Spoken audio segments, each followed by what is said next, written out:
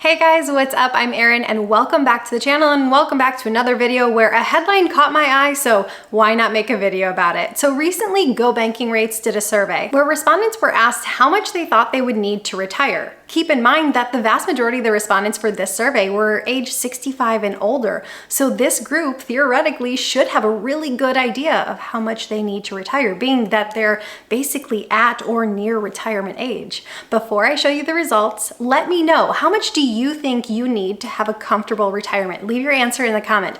Now that you've taken a moment to share your thoughts, here's the survey results. So this means the vast majority of people, 68%, believe that you need less than 7 figures to retire, which I actually found kind of surprising. Even the MSN article that I read about this survey stated this. A recent Go Banking Rates survey found 38% of Americans think they will need less than $500,000 to retire, a far cry from the traditionally recommended amount of $1 million. And there it is, the reference to $1 million. Someone at some point said, you need $1 million to retire, and boom, it stuck, whether or not it actually should have. I've said it before and I'll say it again, $1 million just seems special, even if it's just another number. In my family, we actually have a running joke. Anytime someone asks if they can get you a gift, we say, sure, I'll take $1 million.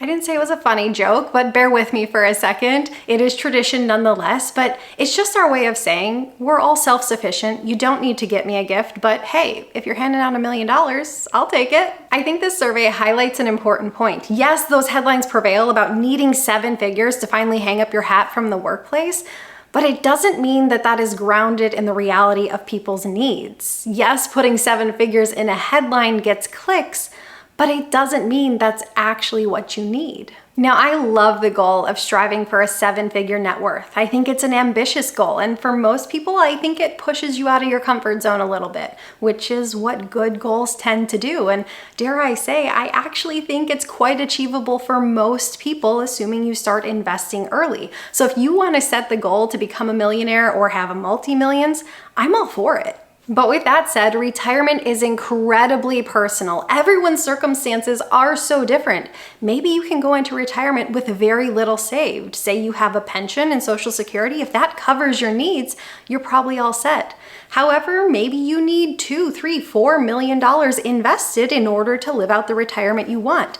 Everyone's situation is different. And dare I say, for most people, retiring on less than $1 million or even having $500,000 invested would be sufficient to retire. And I have reason to say that. We're going to use the number cited in this article. They cite an invested amount of $500,000. First, let's look at the income you would have. In America, the average woman retires at the age of 62, and the average man retires at the age of 65. The earliest age you can claim Social Security is 62. Now granted, if you take Social Security at 62, it does result in a reduced monthly benefit. Your benefit payout would actually increase if you waited until full retirement age, or increase even further if you delayed until 70 to claim. For each year you delay claiming after 62, your payout would increase by about 8%. Now, whether or not you should claim Social Security early, wait until full retirement age, or wait until 70, that is a personal choice. But if you do wait until 70, a generally cited rule of thumb is that you would need to live an additional 12 to 14 years, so until 82 or 84, in order to make delaying your claiming of benefits worthwhile in terms of net benefits received. The most popular ages to claim Social Security are early at 62 and at full retirement age. Very few men and women actually wait until 70. In fact, roughly 1/3 of people claim at 62, another third at full retirement age, and only 7% of women and 6% of men wait until 70 to claim. So odds are if the typical American is retiring in their 60s, they will likely have some sort of Social Security income. And here are the max Social Security payments when Social Security is taken at different ages. Now, to qualify for the max Social Security payout, you have to earn at least $147,000 per year. And keep in mind, that amount increases every single year. That's just 2022's number. And most people are not 6-figure income earners. In fact, having an income of $147,000 a year puts you in the top 8% of all individual income earners. But let's say you have an income of $50,000. That puts you more in line with the typical American. You could expect your Social Security check to look something like $1,600 a month.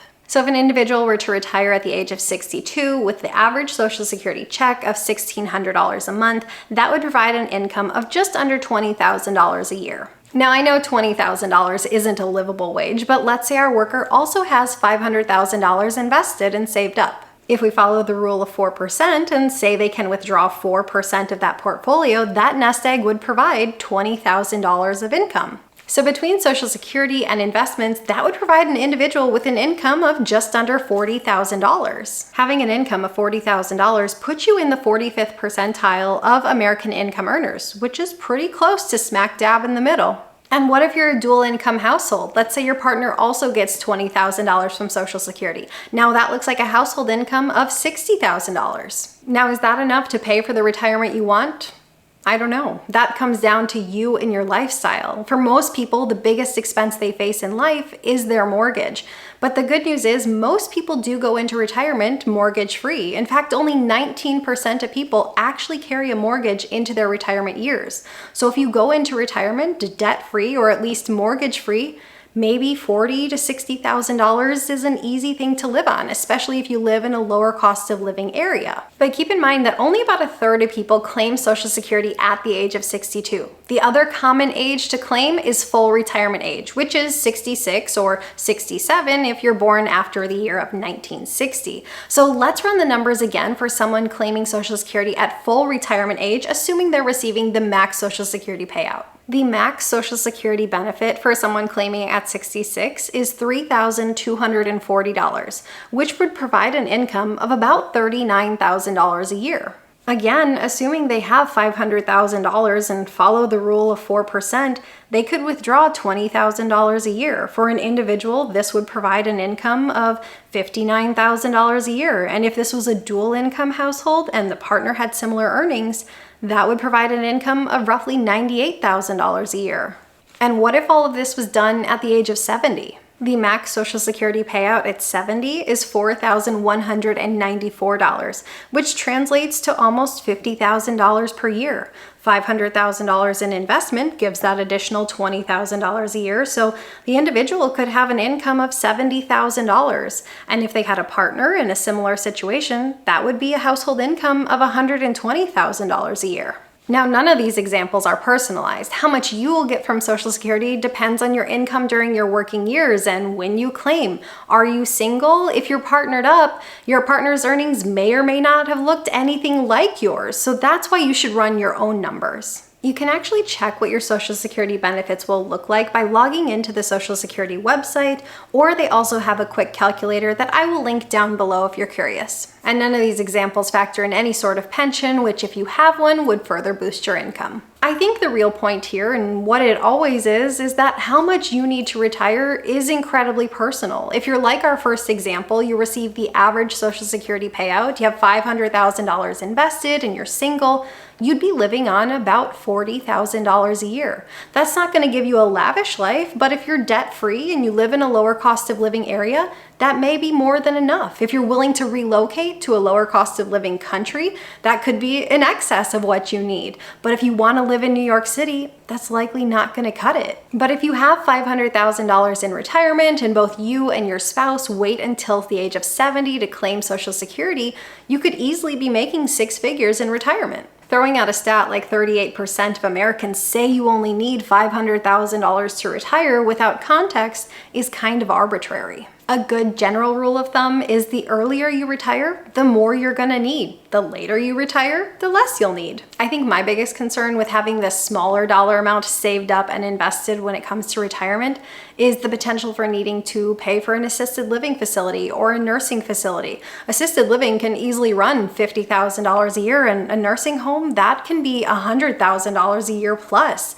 And if you don't have insurance to cover these and you don't have significant savings to cover them, well, that is an area of concern. If you can't foot the bill, once your savings are depleted, the next best option is a Medicaid facility, and that's not the future I want. Granted, I don't really want any sort of assisted living facility or nursing home in my future. That's why I run 3 miles a day, I lift weights 4 or 5 times a week, and I eat an incredibly healthy diet. I'm doing everything within my power to age gracefully, but I also acknowledge that you don't really know what the future holds. Don't let the headlines scare you. What's best is for you to understand the situation you're in and know how much you need to put away for the life that you want.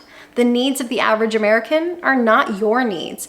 And with all of that being said, I think it should be remarkably easy to build a portfolio of $500,000. If you invested a little over $200 per month and did that for 35 years, you could hit this. That means you could start at 30 with nothing saved and hit that at the age of 65.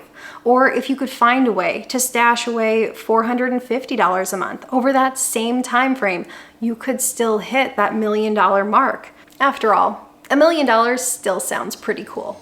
Well, that's gonna do it for me today, guys. I post new videos every single week. If you got anything at all out of this one, please give it a like. If you're new here, please consider subscribing, or if you know of someone who might get something out of this type of content, please consider sharing. I hope you have a good one. Bye. And before I throw, whether or not it actually should have, holiday or birthday, workplace, what people really need, $2 million. Earlier, can't.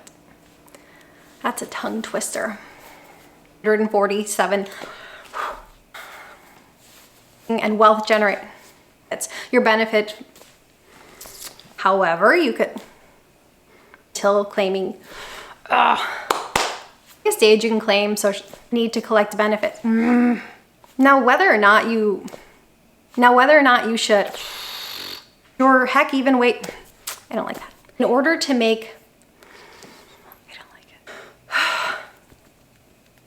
it. It does result to your monthly average needs, Social Security. I can't do this. Or if the typical Social Security income. Oh, I'm missing the money guy. I think they're on right now. That's sad. $1,000 in investments. 62. The other common age to claim,